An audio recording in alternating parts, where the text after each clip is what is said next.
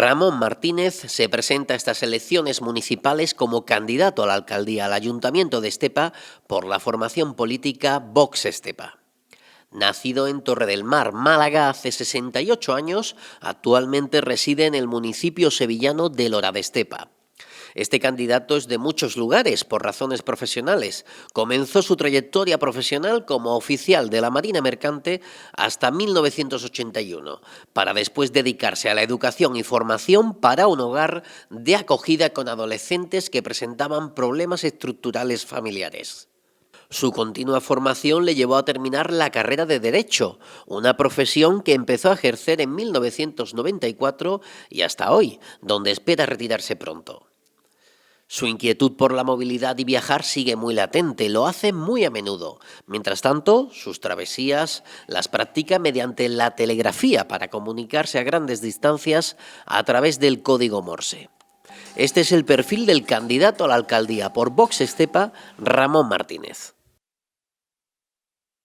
Bien, pues ya han podido conocer un poco el perfil del cabeza de lista de la formación política Vox Estepa. Ramón Martínez es la persona que aspira a la alcaldía de Estepa para estos comicios municipales 2023, para esa próxima legislatura 23-27.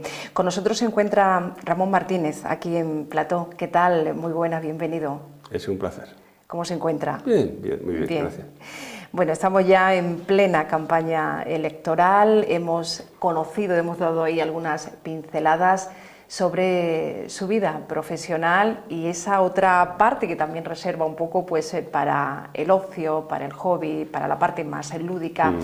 Usted es el letrado de profesión actualmente, sí, pero atrás le queda una vida profesional nada que ver con la que ha venido desempeñando en las últimas décadas. Usted perteneció a la Marina Mercante, ¿no, Ramón? Sí. Por lo que hemos podido escuchar. Sí, yo estudié náutica desde el año 71 a 1974, después de acabar el bachillerato. Lo acabé en un colegio militar, porque mi futuro era ser militar. Mi padre era militar y acabé. Pero, bueno, a circunstancias de la vida, me vinieron unos compañeros hablando del Golfo Pérsico, de la India y de China, y aquello me impactó.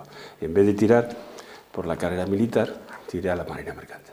Estudié náutica en Cádiz, terminé en el año 74. Y en el año 74 empecé las prácticas en un barco de Transmediterránea, y después estuve navegando hasta el año 1983, creo. Aproximadamente. Estuve en 18 buques diferentes.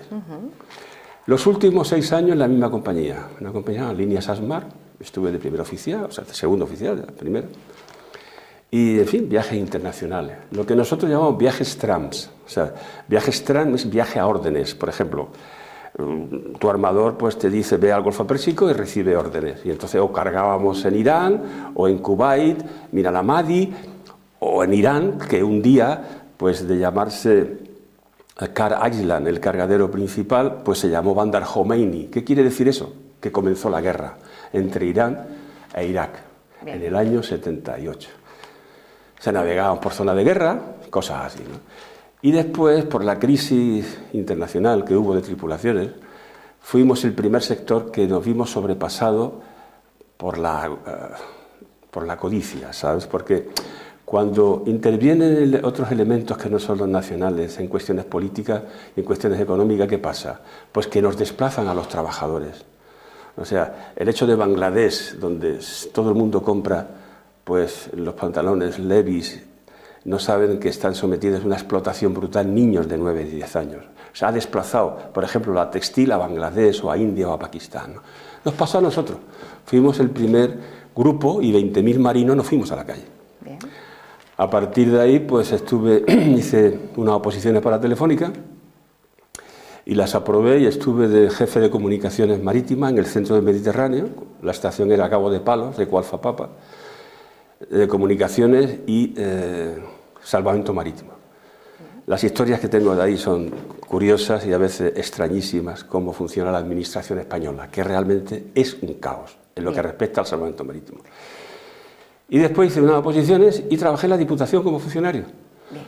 Y después, pues abogado, desde el año 94. Pedí la excedencia en todos ellos y estoy de excedencia en todos ellos hasta actualmente. Una Llevo, pues 32 años o 30 años ejerciendo el derecho. Bien. Ramón, bueno, pues una travesía interesantísima, apasionante y bueno, muy heterogénea la que ha tenido a lo largo de su vida laboral y su trayectoria vital. A partir de ese momento, cuando deja la Marina Mercante, bueno, pues por esas pinceladas que nos acaba de dar, aprueba esas oposiciones, empieza a trabajar en un centro de menores, ¿no? Sí. Cuando entró en la Diputación Provincial, el centro era Hogar Nuestra Señora de Fátima. Entró como oficial de servicios y educador. Los niños eran de 14 a 18 años y ahí estuve hasta que la política que había en ese momento era llevar los niños a sus casas, aunque sus casas estuviesen muy desestructuradas, y que para mí fue un error, porque eran niños, bueno, que el padre estaba en prisión o la madre se dedicaba a la prostitución, entonces volverlo a esa situación. Pero vamos, yo era pues un trabajador más, no podíamos hacer nada. Entonces se cambió aquello al Centro Provincial de Drogodependencia. Hicimos un curso y nos hicimos técnico de drogodependencia y ahí estuve hasta que pedí la excedencia, que fue en el año 90, a finales del 93, porque ya me comienzo a ejercer como con mi letrado. colegio, el número es 3149, mi colegio en Málaga, y ya comienza mi profesión. Bien.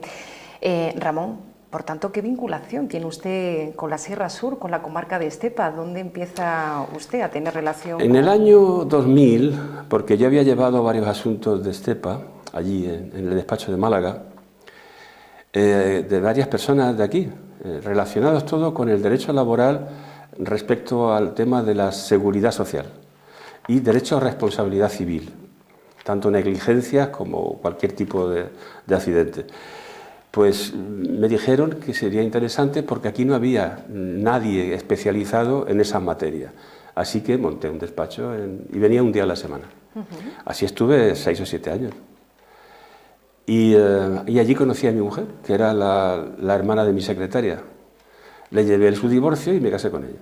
O sea, eso fue así. Y entonces ya montamos una casa en Lora de Estepa y ya iba y venía a Lora de Estepa, hasta hace 5 años que ya cogí y el despacho pues lo cerré y le dije a todos mis clientes que yo estaba aquí, que si querían que manteniendo la conexión que me llamaran, porque hoy en día el trabajo se hace todo por la SNET, vía procuradores, con lo cual pues sigo teniendo mucho y ya estoy cerrándolo, ¿no? Porque estoy abocado ya.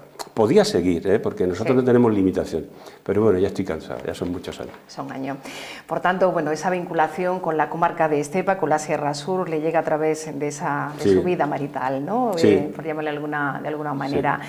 Bueno, ¿por qué decide dar este paso al frente, dedicarse a la política y bueno, formar parte de una lista electoral y sobre todo, bueno, pues con esa responsabilidad de encabezarla, porque no es la primera vez que encabeza usted una lista o una formación política, ¿no? No. Lo político para mí es una exigencia ciudadana. O sea, todas las personas tenemos que conocer qué es lo que pretendemos con respecto a lo político, porque la democracia exige conocimiento político. Si no, caemos en manos de tiranos, como existe actualmente. Actualmente existe una tiranía real, porque cuando no existe la división de poderes, entonces no existen los contrapesos necesarios para que exista una democracia y se dan hechos de corrupción institucionalizada como ha venido siendo el Partido Socialista desde su creación, en 1981. Tenemos el caso Filesa, prácticamente al principio de cuando Felipe González gana las elecciones, que es el caso más grande de corrupción respecto a cómo el partido va ganando dinero a través de hechos delictivos, o el caso Roldán, o el caso relacionado también con los sindicatos, diversos asuntos, como el caso PSV. Bueno, en definitiva, que yo siempre había tenido esa visión de lo político, esa inquietud, ¿no? Pertenecí a un comité estatal del Sindicato Libre de la Marina Mercante cuando seguía navegando, porque necesitábamos un replanteamiento del sector y cuya ideación política era el Partido Comunista, o sea, y después apoyé el Partido Socialista, pero enseguida me sentí manipulado, porque lo que dijeron que no se iba a aprobar la entrada de España en la OTAN, inmediatamente Lo que ha pasado ahora con Sánchez es igual. Decía que no pactaremos jamás con Bildu, no pactaremos jamás con Esquerra, no pactaremos jamás con partidos separatistas que atenten contra la integridad territorial del Estado. Pues lo mismo, jamás entraremos en la OTAN e inmediatamente a los 2 meses estábamos en la OTAN. Y entonces, claro, pues evidentemente... Y después, pues... ya cuando vivo en la hora de Estepa, veo la necesidad de un cambio político en Estepa. Y entonces contactan conmigo el Partido Popular para que encabece la lista del Partido Popular y lo hago. Pero con el único objeto de darle mis votos al Partido de Independientes por Lora, un grupo de allí de Lora. Sin embargo, 20 días antes de las elecciones desaparecen como grupo y me encuentro yo solo. Con lo cual, así lo dije, así todo. Por primera vez en la historia el Partido Popular sacó 2 concejales, pero ante la imposibilidad de trabajo, o sea, imposible consensuar nada con un partido socialista que es un rodillo, al igual que está en el gobierno, es la misma actuación que tienen las entes municipales, son un rodillo. O sea, si tiene mayoría, esto es lo que yo voy a hacer porque esto tengo mayoría absoluta. Entonces, ante esa posibilidad yo cojo y renuncié.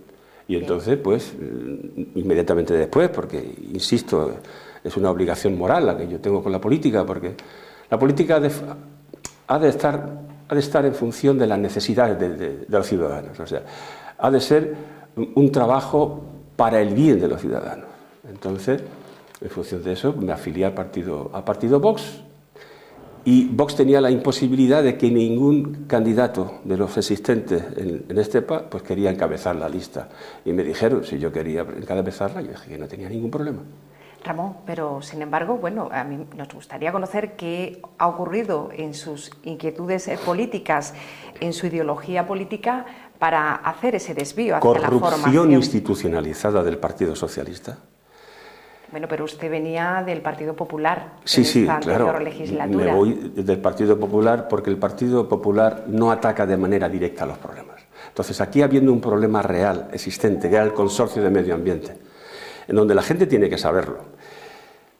Más de 2 millones de litros de fluvios, o sea, cuando se aprisiona toda la porquería, basura, todos los desechos de toda la comarca, en vez de repartir y en vez de clasificar, lo que se hace es aplastarlo, porque hay otros intereses ahí, porque por cada camión que se desplace hacia un lado para ser aplastados, cobran dinero determinadas empresas.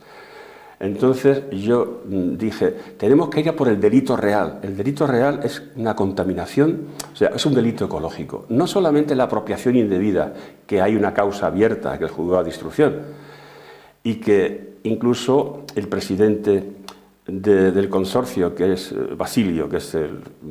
anterior. Era el anterior sí, presidente, actualmente es Antonio Jesús Antonio Muñoz. Antonio Jesús, que no ha hecho alcalde nada. De sí, que no ha hecho absolutamente nada para ir realmente contra lo que es. Que hay un delito ecológico clarísimo, porque las aguas están contaminadas, las aguas subterráneas están contaminadas de la zona. Y hay pruebas de ello. Entonces, esas pruebas se las mostré al Partido Popular. El Partido Popular no quiso atacar por ese delito. Yo dije, bueno, después se le planteó otro problema real, porque la balsa de aceite se había esparramado por la calle de Príncipe, la avenida Príncipe de Asturias, y tampoco hicieron absolutamente nada. Entonces, y ante la imposibilidad, o tenía que estar todos los días en el juzgado, que ya tengo en el juzgado a la alcaldesa, está en el juzgado, estoy pendiente por prevaricación en un recurso ante la audiencia provincial, o estaba todos los días en el juzgado. Yo decía, yo no puedo, en principio, porque... ¿Tú sabes cuáles eran los honorarios del concejal? 73 euros cada 3 meses. O sea, ese es el sueldo de un concejal en la oposición. Y entonces yo dije, pero yo no me puedo dedicar a esto, de estar todos los días en el juzgado. Y esa es la razón por la que me fui. Bien. Decide encabezar esta lista por Vox Estepa. Vox Estepa, esta formación política, en los anteriores comicios que se presenta por primera vez, logra alcanzar 180 votos. Se queda a las puertas del ayuntamiento para entrar o para tener representación en ese salón de plenos. A lo largo de estos años ha ganado solidez, solvencia, Vox en los municipios, para encarar estas elecciones con más fuerza política. Sí. Yo parto además que yo tengo una gobiernofobia. Tengo una gobiernofobia, sí, contra el gobierno de Sánchez. Me parece un neutrino, una especie de antimateria que no se define en absoluto, en política interna y en política exterior. Tenemos el peor gobierno posible que tenemos desde la época de Zapatero. Y entonces eso es lo que me llama a mí a estar dentro de una formación que tiene unos principios muy claros. Bueno, pero ahora tiene que mirar a la política local, la ¿no? política local, la gestión municipal. Prácticamente son los mismos. Comienza desde familia, infraestructura, es lo mismo. Es exactamente igual. Tiene sus matices mucho más generales la política nacional, pero en definitiva hay unos principios que caracterizan. Que si está implantado, sí. O sea, Vox se ha presentado en el 75% de todos los municipios de Sevilla. Las aspiraciones es estar ahí y es trabajar para preparar, concienciar a la gente de que hay otra forma de ver la política, de que estamos ante un partido que es constitucionalista, que respeta la integridad territorial, que respeta los principios básicos. Por ejemplo, hoy acaba de salir un anexo a la ley de vivienda en la que se ataca frontalmente el derecho a propiedad, el derecho real por excelencia. Entonces, no tiene lógica. Cuando un Estado, desde el Estado, ataca el derecho real de propiedad, estamos ante un problemón, porque la inseguridad jurídica se transforma en norma, que es lo que está pasando con la ocupación de inmuebles por parte de elementos extraños, y eso no puede ser. Entonces esa es la cuestión que a mí me mantiene, o sea, que son principios muy básicos, pero muy legales y muy constitucionales, y la gente tiene que entender que el partido Vox no es un partido de ultraderecha, o vamos a llamar ultraderecha a aquellas personas que defienden la integridad territorial que está recogida en el artículo 2 de la Constitución y cuya garantía incluso es el ejército, o vamos a llamar el respeto a las leyes como algo de ultraderecha. No, es respeto a las leyes, respeto a las normas, eso es lo básico. Bien. Ramón, nos gustaría que diera a conocer cuáles son las propuestas, las líneas generales o en qué ejes se sustenta el proyecto político de Vox Estepa para esta legislatura. Sí, como lo terminé ayer, pues entonces lo he traído aquí. Son 5 folios, 6 folios. Creo que es un poquito extenso para decirlo todo, ¿no? Bueno, pero son puntos especiales. Natalidad, infancia. Es esencial. O sea, tenemos ahora mismo en España la natalidad más baja de Europa. Y eso significa que hay recambio generacional, no solamente a nivel laboral, sino que puede ser sustituida esta sociedad que conocemos con estos principios que nos ha dado nuestro ser de España y de Europa, puede ser cambiada por otras sociedades que tengan mayor natalidad. Y ambos sabemos a lo que nos estamos refiriendo. O sea, la natalidad en España es 1,20 por mujer. Eso es una tasa de natalidad a la inversa. Y no solamente influye en el futuro de las cotizaciones, que entonces no sé cómo se van a pagar las pensiones, sus pensiones sobre todo, las pensiones de las personas que tienen ahora 40 años, sino el futuro de un cambio real de una sociedad por otra en el plazo de 25 años. Entonces, la natalidad es esencial, es un principio básico de la política. Entonces, ayudas directas a las mujeres, por una cantidad que serían de 3.000 euros. Esto no quiere decir que a ver quién da más en un programa, ¿no? Sino realmente creemos que esto es necesario. O sea, la mujer no puede sentir su embarazo ni tener un hijo como un problema, tiene que ser algo maravilloso y precioso. Yo tengo 5 hijos, entonces tiene que ser algo con ilusión y no apartarla del mercado laboral, por ejemplo. Entonces aquellas personas, aquellas mujeres estepeñas que tengan un hijo, pues de 0 a 3 años, la guardería será gratuita. Tiene que ser gratuita, se tiene que dar todo tipo de facilidades. Y al mismo tiempo, tampoco ese nacimiento puede perjudiciar su tema laboral, con lo cual serán contratadas durante media jornada hasta 3 años. Y dinero, sí hay dinero. ¿Sabes cuánto es el presupuesto de Estepa? 12 millones de euros. 12 millones de euros. Entonces, en vez de hacer cosas como he oído que se va a hacer un embalse de 1 millón de euros, por favor, vamos a reciclar el agua. Vamos a hacer una recicladora que recicle 1.200.000 litros de agua, porque es lo que consume Estepa durante un día. 120 litros por cada persona. Son 1 millón. Vamos a reciclar el 70% del agua. Y en consecuencia, eso mediante tasas que se aplicarán a aquellas personas que quieran usar ese agua reciclada, pues podremos cubrir muchas cosas. La bonificación, el IBI y las tasas municipales. No podemos influir en impuestos nacionales, pero sí en las tasas, el IBI, en recogida de basura, hacer una bonificación a todas estas familias hasta el 40%, según la función de número dijo. Es decir, bajaría los impuestos. Sí, sí, totalmente. Especialmente para aquellas familias que no sean, sus hijos no pueden ser una carga, al contrario, aportan riqueza a través de su familia, además de su propia felicidad, y eso tiene que estar retribuido o al menos que no sea una carga, ¿no?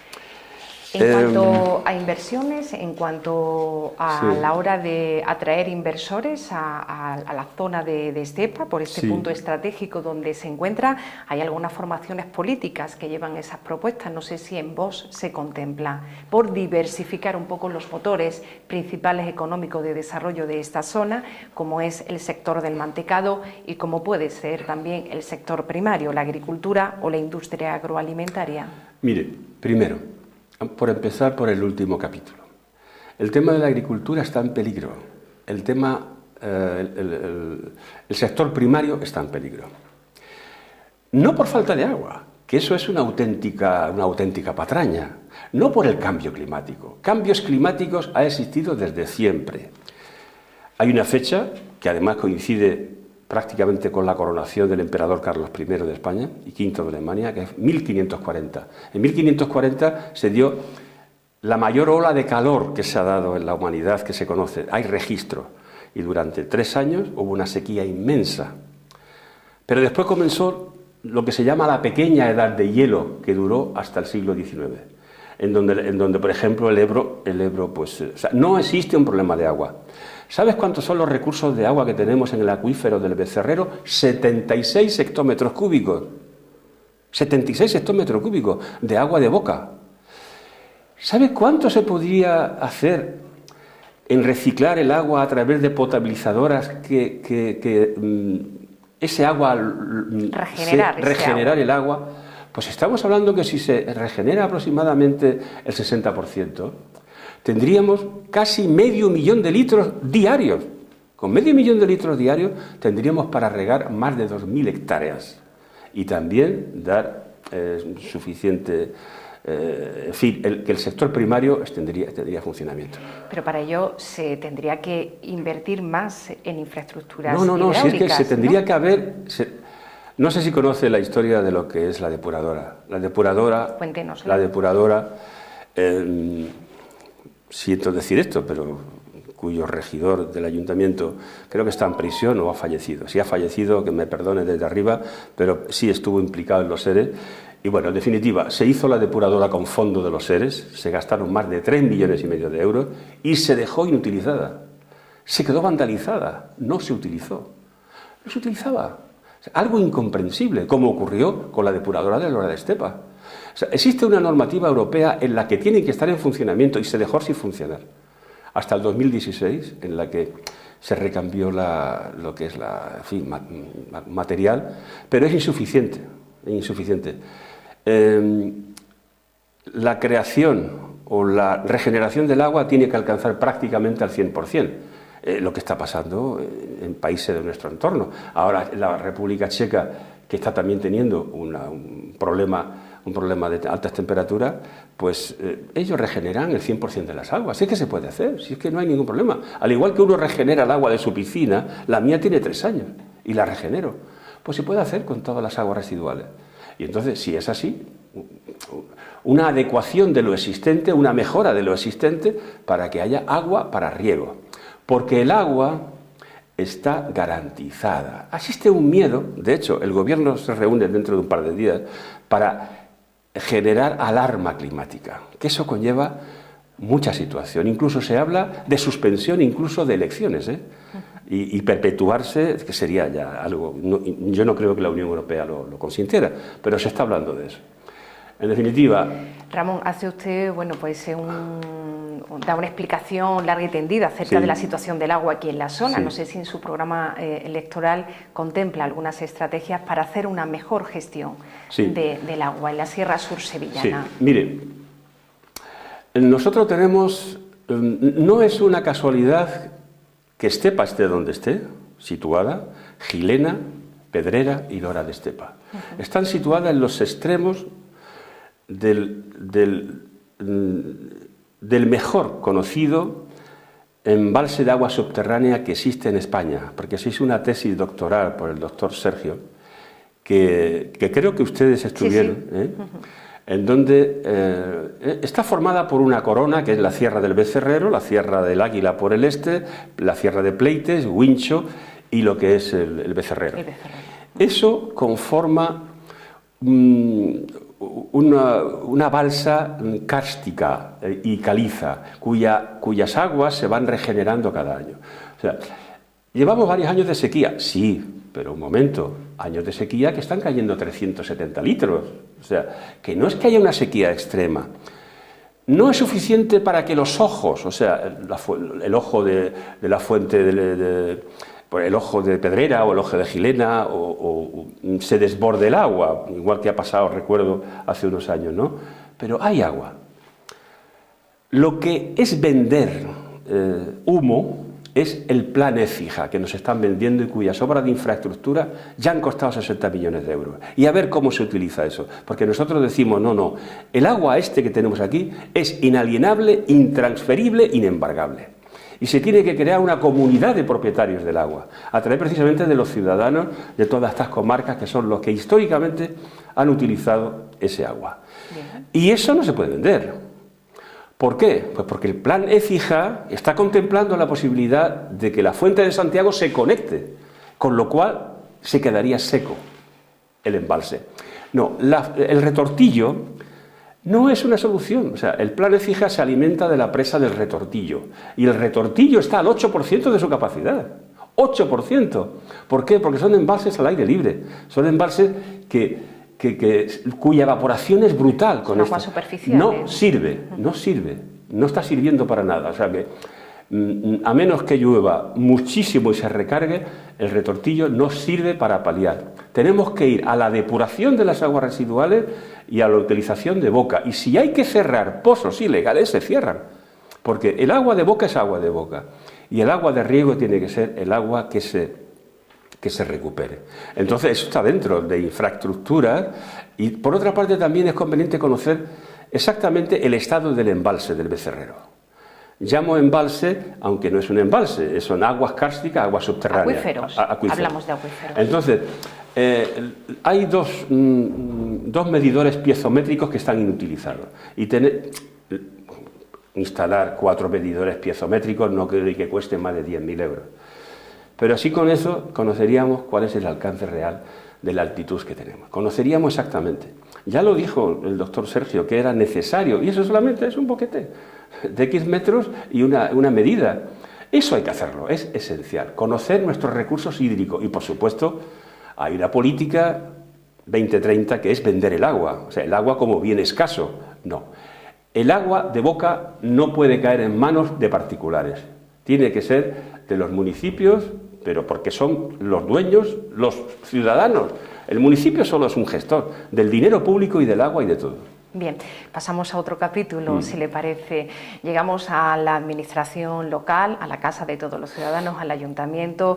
Desde vos, vuestra política, desde que nace este partido, bueno, es un poco como hacer o trazar una nueva configuración de los ayuntamientos, una estructura que creen de los ayuntamientos y de las administraciones locales, estatales, regionales. Parece ser que ven demasiado aparato, mucha estructura. No sé cómo encuentra este ayuntamiento, si hay una sobrecarga de demasiados departamentos, mucho trabajador. En primer lugar, Vox Nacional no pretende la eliminación de muchas instituciones. Hay un programa de máximos. O sea, creemos que este país no necesitamos 18 parlamentos, 18 fuentes jurídicas que emanan normas permanentes, que es un auténtico desastre. Porque para abrir aquí un negocio es diferente si se abre en La Rioja. Hay muchísimas diferencias, con lo cual en ese programa de máximos está la eliminación de los parlamentos regionales, sí. ¿Por qué? Porque se podría trabajar con las diputaciones, el recoger las necesidades de todos los municipios, pero la parte básica e intocable es el municipio, es el ayuntamiento, eso es intocable. Y el municipio, el ayuntamiento, lo único que hace es utilizar un dinero que es de todos para crear y maximizar su beneficio en beneficio de todos. Y esa situación, Vox nunca se va a oponer a algo que sea coherente. O sea, que casi con toda seguridad estaremos en la oposición, casi con toda seguridad. Pero jamás seremos un problema para llegar a puntos de convergencia en lo que sea un beneficio para la comunidad. Eso por seguro. Entonces, que hay muchas personas.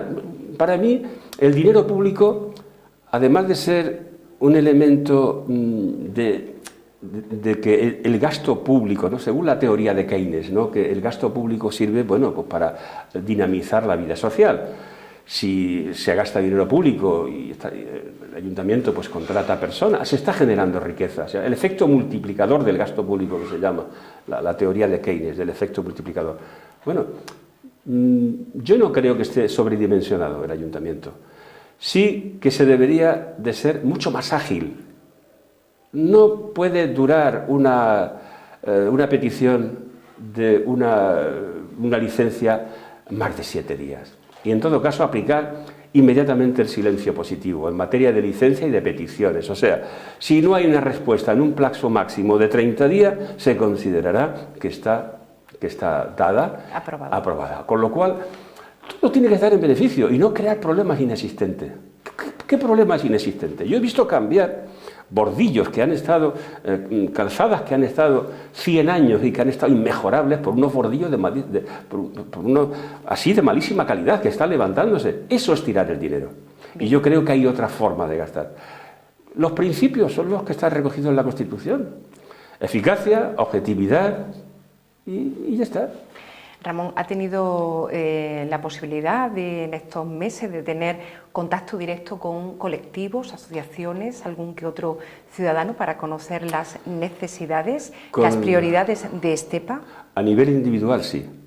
Existe cierta, no sé por qué, cierto miedo realmente, porque he tratado de contactar con varias... Cierto miedo a mantener contactar, sí, una reunión con la formación política Vox. Sí, no sé por qué. Pues me imagino que exactamente igual que el por qué nadie se ha querido presentar, por no señalarse. Eso es algo que se da mucho en los pueblos, ¿no? A mí me da igual señalarme ya a los 68 años. Además, nunca me ha importado, ¿no? Pero que... ¿Por qué cree que hay ese rechazo, ¿no? Ante todo lo novedoso y por desconocimiento brutal. Desgraciadamente tengo que admitir que en España no hay ni educación de nuestra historia. La enseñanza de la historia está, vamos, y lo conozco porque tengo familia y niños en edad escolar. No, los míos ya son muy grandes, hablo ya de nietos, que ayer estuve precisamente con una nieta. Y se desconoce nuestra historia y se desconoce lo novedoso y se quedan más en los eslóganes de la televisión. Ultraderecha, ultraderecha. Radicalismo. ¿Nadie ha pensado en quién está poniendo esos adjetivos? Porque esos adjetivos interesan. O fascismo. ¿Pero alguien sabe lo que es el fascismo? El fascismo es la imposición de una ideología a través de la fuerza. ¿Quién está tratando? ¿Vox es un partido fascista? ¿Vox trata de imponer una ideología a través de la fuerza? Eso es mentira. En todo caso, si pretendemos una modificación, estamos aprendiendo y viendo que, por ejemplo, Texas, el estado de Texas es mucho mayor que España y solamente existe un gobierno y es mucho más eficaz que el nuestro. El gasto público es muchísimo menor, la eficacia administrativa mucho mayor. En definitiva, ¿pretendemos ese cambio hacerlo a través de la fuerza? No, sino a través de los mecanismos de la ley. ¿Quién pretende esos cambios a través de la fuerza?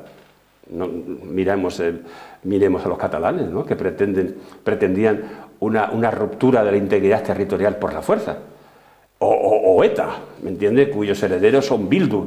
¿Qué pretenden? Pues la fuerza, utilizar la fuerza para un cambio político. No, sin embargo, a ellos no se habla de ellos. ¿Por qué? Que la gente se dé cuenta de que detrás hay unas maniobras políticas, curiosamente alimentadas por quien maneja todos los medios.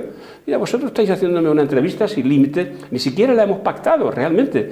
Hemos dicho, venga, hagámosla. Y ya está saliendo. No se pactan aquí la entrevista. Bien, bueno, pues entonces ustedes son un medio independiente, pero esto sería imposible hacerlo en Televisión Española. Bien. Ramón, si logra alcanzar la alcaldía de Estepa, ¿qué es lo primero que realizaría? Primero, el estudio de nuestras aguas subterráneas. Eso no costaría dinero, prácticamente. Solamente es hablar con Diputación, ya que creo que se llama Sergio Ruiz, el doctor Sergio Ruiz, el geólogo, ha trabajado mucho sobre todo este acuífero, contactar con él y proceder a la medición del caudal. A ver exactamente con qué podemos contar. Después la depuradora y después implementar lo que es el tema de familia, lo que es el tema de deportes, o sea, cosas que me imagino que después todos los partidos llevaremos. Quedó ahí pendiente una pregunta que le hice en materia de inversiones. ¿En materia de inversiones? O atraer a inversores a esta zona. Bueno, está dentro, nosotros tenemos dentro en materia empresarial primero, o sea, poner a disposición de todas las empresas, pymes y autónomos, toda la infraestructura que tenga el ayuntamiento. O sea, la creación de páginas web gratuitas y después la creación de una oficina de ayuda específica, sobre todo comercio exterior en el sentido de que no haya ninguna deficiencia en las exportaciones internacionales, ¿no? Que conozcan absolutamente cómo funciona y dotar de una serie de personas que tengan experiencia en este sentido. Esto creo que es muy interesante. Por suerte tenemos una ciudad, que es ciudad, no es un pueblo. Estepa es una ciudad por un real decreto de la reina Mercedes, la reina madre de Alfonso XIII, que se dio en 1873, un decreto donde se consideró a Estepa como ciudad. O sea, tenemos que hablar de la ciudad de Estepa porque así está regulada en ese real decreto de la reina Mercedes. Pues, por fortuna, tenemos una industria de alimentación muy potente, que está ayudando muchísimo, ha ayudado tradicionalmente, y creo que sería interesante pues hacer ferias de conocimiento del producto, traer a inversores. Pero si no tenemos lo esencial, que es un sector primario fuerte, ¿de qué nos sirve?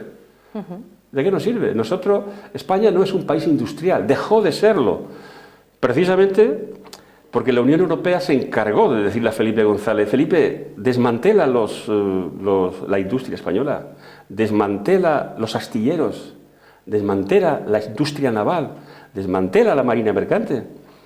O sea, ya ha encaminado lo que era la Agenda 2030. Entonces, a nosotros se nos está dando un espacio, ¿no? Y se está potenciando ya a otro país, que es Marruecos, que ha recibido no hace ni 5 días 115 millones, precisamente los que han quitado de la PAC en España, a los agricultores españoles. 115 millones se lo han entregado a Marruecos. Algo inconcebible.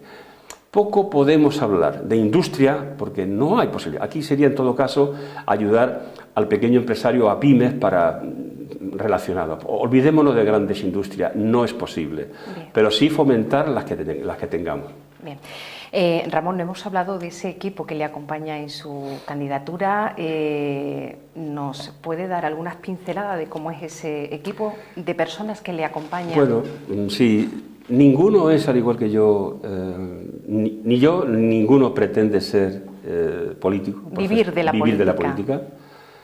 Para nada, en absoluto. Los políticos, una vez que son alcaldables, o ya son alcaldes, o ya son concejales, tienen que conocer que aquí el alcalde gana 4.500 euros al mes. O sea, que eso es muchísimo dinero para un pueblo. Entonces, hay cierto interés real en algunas personas mantenerse en el poder. Nosotros no. Nosotros no somos políticos profesionales. Ni aspiramos a hacerlo, ni hay garantías de ganar elecciones ninguna. Solamente somos la base de lo que puede ser un futuro conocimiento del partido de Vox para las próximas elecciones generales y que la gente pierda Que la gente ame a este país, ame a su municipio de verdad y que se olvide de eslóganes ya extraños a la realidad, ¿no? Bien, vamos a pasar, si le parece, al ámbito más personal. Dejamos ya la Sí. esfera política, un poco por lo que ha venido desglosando. Vemos que ha sido y sigue siendo una persona proactiva en cuanto a los temas políticos, a nivel estatal, a nivel internacional, y bueno, pues en esta última etapa más interesado en esa política de la zona de la Sierra Sur sevillana y más en concreto ahora en Estepa, que es en la que viene a representar. En el ámbito más personal, nos gustaría conocer qué posición le da o qué papel desempeña para usted, para su vida, la familia. La familia es esencial.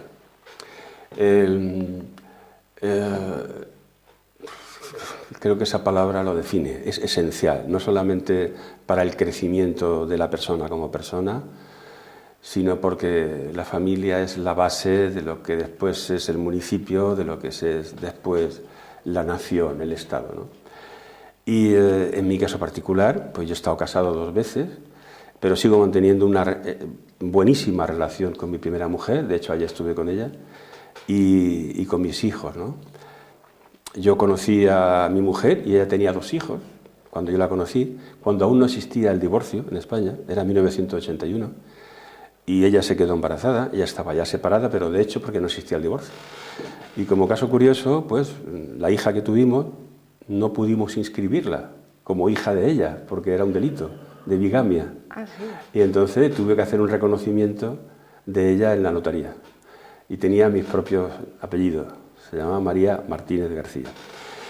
Y después tuve otro hijo, se llama Ramón, es abogado.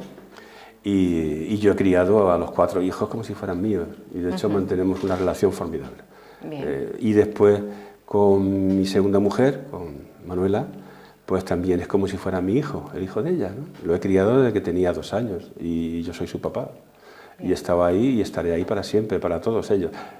La familia es donde un hombre y una mujer se hacen realmente hombre y mujer. Es en el dar, en el sacrificio y no en el recibir donde se hace una persona.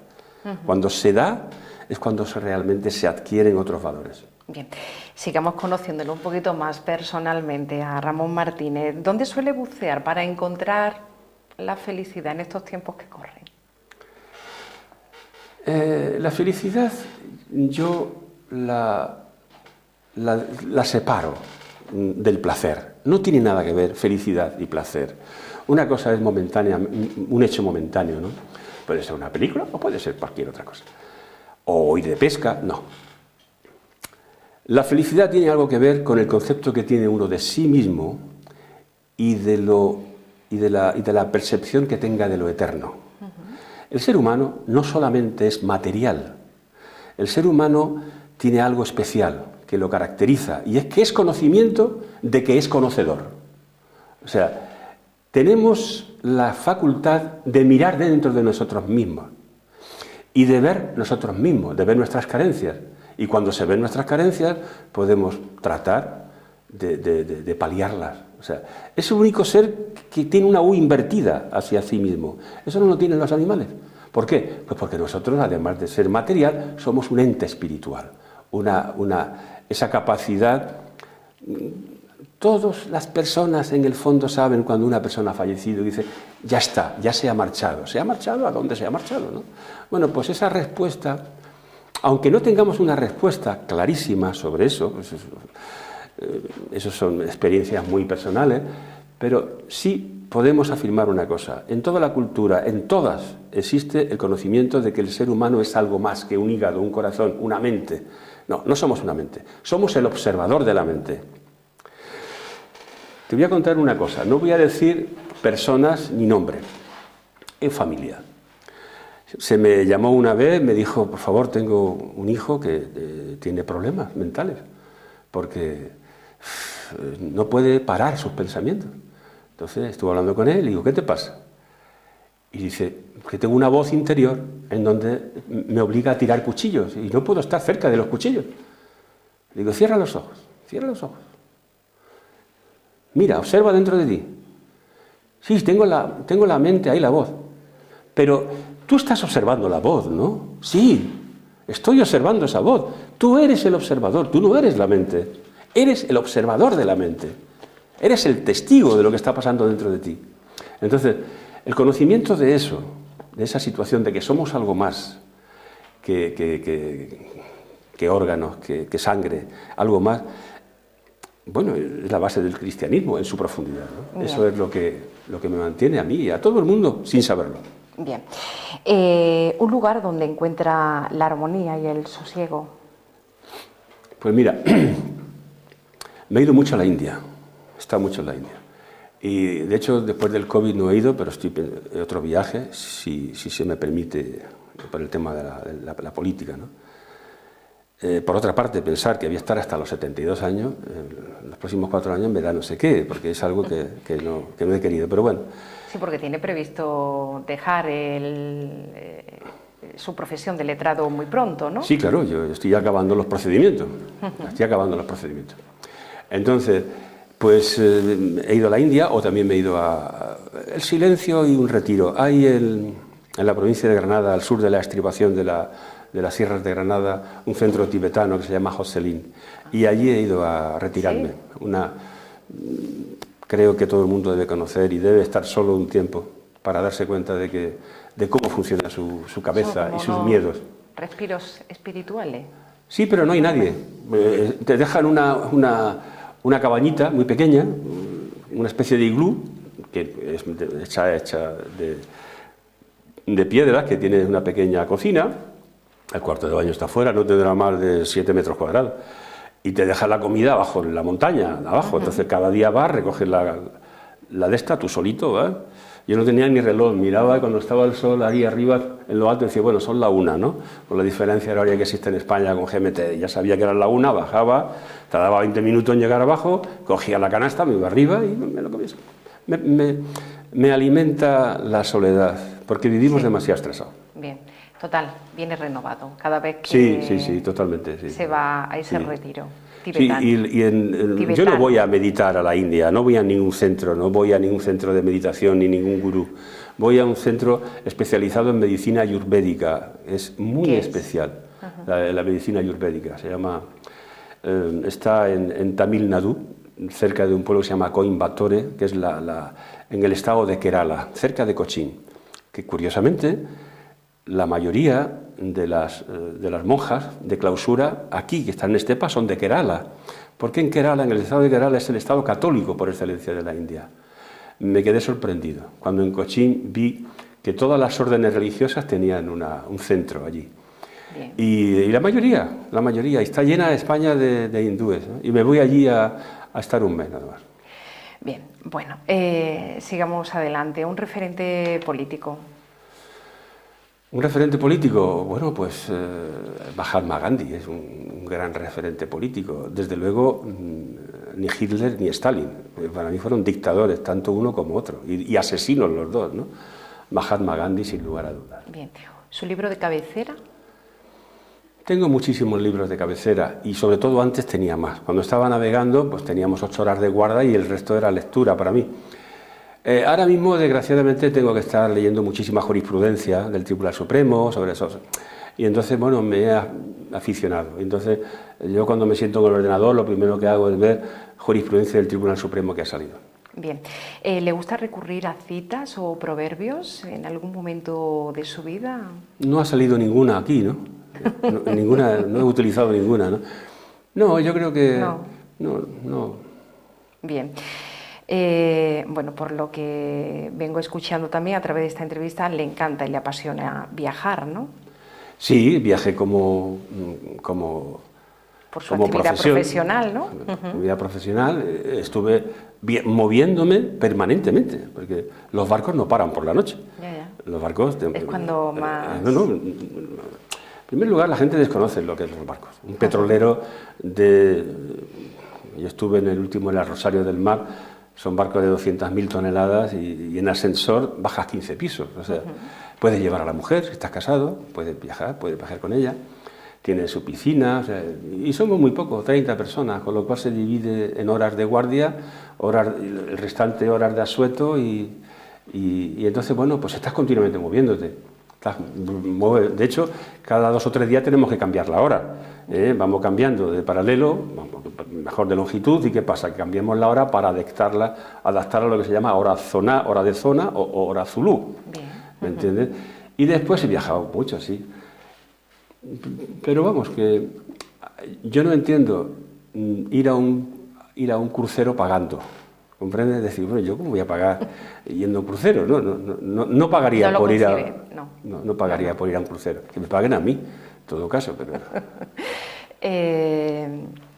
Parece ser que hay también otra afición, ya brevemente, porque sí, estamos colando de tiempo, hay por ahí otra afición que tiene usted a la hora de comunicarse a larga distancia, ¿no? Sí. Las personas que vayan por Lora, pues vean calle Pedrera, en el número 10, que allí tenéis vuestra casa. Gracias. Pues verán unas antenas muy extrañas que tengo, una en forma como de hongo, y se dirigen, ¿no? Son antenas directivas. Y esa antena directiva, pues yo por ejemplo, si quiero comunicar con Estados Unidos, pues la pongo aproximadamente en los grados 310, que es la dirección desde aquí, y entonces conecto con Estados Unidos. ¿Cómo conecto? Más que por fonía, lo que trabajo es con Morse a alta velocidad, manual. Y entonces me gusta ese tipo de comunicaciones. Eso está muy reglamentado. O sea, nadie que no tenga esas licencias puede trabajar con esos equipos, ¿no? Que por otra parte pertenecemos a la agrupación a nivel nacional de ayuda. En hipotético caso de una catástrofe, somos los radioaficionados los que mantenemos las comunicaciones abiertas, porque necesitamos muy poco, no necesitamos nada digital, solamente es una pequeña fuente de alimentación, un pequeño transmisor que una manera muy tradicional y convencional, ¿no? De pero comunicarse. no falla jamás. Bien. Y entonces se puede hacer tanto en fonía, hay diferentes modos, como en telegrafía. Yo utilizo la telegrafía a alta velocidad. Bien. Interesante faceta a descubrir, un poco más o ahondar un poquito más para conocer. Lo tendremos en cuenta aquí dentro de nuestro trabajo de producción. Si vais ahí a casa, pues si queréis vamos a hacer una demostración y vamos a contactar con cualquier país y veréis que todo es muy rápido, es muy bonito. Bien, Ramón Martínez, ya a modo de conclusión, ¿miedo al día después de la jornada electoral 28 de mayo? Yo no tengo miedo porque yo no espero nada. O sea, miedo a la jornada me da igual. Vamos a ver. Para mí es una responsabilidad de todos los ciudadanos. Realmente, si los ciudadanos quieren seguir con un partido cuya base en la comunidad autónoma ha robado más de 700 millones de euros y hay 200 causas abiertas, que sigan votándole. Será su responsabilidad, no la mía. Yo voy a intentarlo. Si quieren votar a un partido que está mirando por la Agenda 2030, que es el Partido Popular, y con un sentido globalista de una manera muy clara, pues que sigan haciéndolo. Nosotros nos presentamos, en mi caso, porque para mí es una obligación moral, nada más. Bien, tenderá la mano al partido, a la fuerza más votada, vamos a ponerlo en esa tesitura, como así ya se lo brindó usted a ese partido independiente. Sin lugar a dudas, sin lugar a dudas. Nosotros no venimos a restar, venimos a sumar. Y no sumamos a un partido, muy bien, si puede, vale, perfecto, pero ojo, no de una forma absolutamente desinteresada, no. El primer proyecto es el bien común, y el bien común. Y si se traduce en el bien común, vamos a trabajar. Y si necesitáis mi voto, ojo al dato. Entonces, quizás obligo a que yo esté dentro del gobierno. No por interés económico, porque para mí sería un problema, porque tendría que renunciar a mi pensión, con lo cual prácticamente sería lo comido por lo servido, al ser concejal. Pero sí porque Vox entregó el gobierno al Partido Popular en la Junta de Andalucía y incumplió todos y cada uno de los pactos que hizo. Y Vox ya no está en esa labor. Vox está por decir, ¿me necesitáis? Bien, vamos a hablar. Muy bien. Pues queda todo dicho. Ramón Martínez, gracias por acercarse a este plató de televisión, de esta televisión comarcal, y le deseamos pues muchísima suerte en esa nueva travesía a la que se enfrenta en los próximos 15 días y no sabemos qué pasará a partir de esa jornada electoral. Siempre he tenido vientos favorables. Los marinos hablan de temporales. Bueno, pues yo realmente he visto algunos, ¿no? Pero no tantos. O sea, por lo cual seguro que serán vientos favorables. Muy bien, gracias. De Suerte. nada, de nada.